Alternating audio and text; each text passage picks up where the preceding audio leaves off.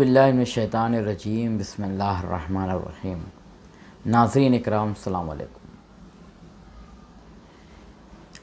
زیارت عاشوراء کی بہت زیادہ اہمیت اور بہت زیادہ فضیلت ہے، اور اس زیارت کو پڑھنے کے لیے علماء اسلام نے، مجتہدین نظام نے اس زیارت کو پڑھنے کی بہت زیادہ تاکید کی ہے۔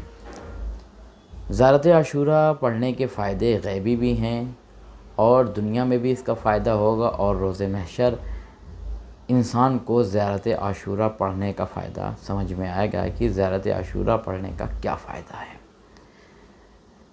اب بعض دفعہ یہ سوال ہوتا ہے، اکثر بیشتر لوگ یہ سوال کرتے ہیں کہ کیا ہم زیارت عاشوراء کو ہم چھت پر جا کے نہیں پڑھ پاتے؟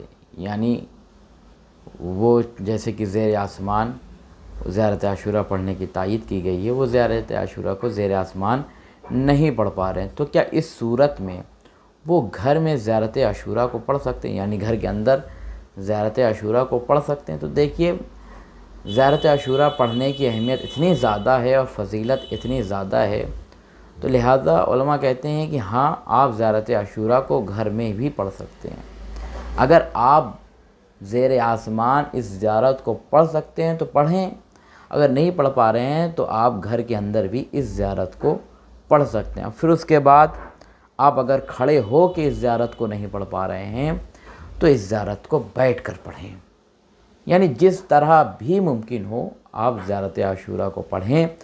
زیارت عاشوراء کو فراموش نہ کریں، اسے بھولیں نہیں۔ سب سے زیادہ اہمیت رکھنے والی زیارت عاشوراء ہے، اور زیارت عاشوراء پڑھنے کے بعد 2 رکعت زیارت امام حسین علیہ السلام بھی بجا لائیں۔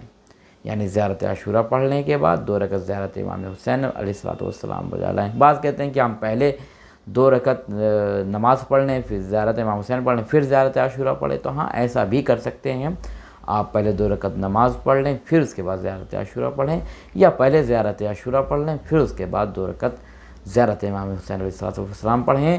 تو اگر آپ اس طرح سے انسان پڑھیں گے تو زیارت عاشوراء کی بہت زیادہ اہمیت تو ہے ہی ہے، ساتھ میں آپ کو بہت زیادہ فائدہ اور غیبی مدد بھی ہوگی۔ والسلام علیکم ورحمۃ اللہ وبرکاتہ۔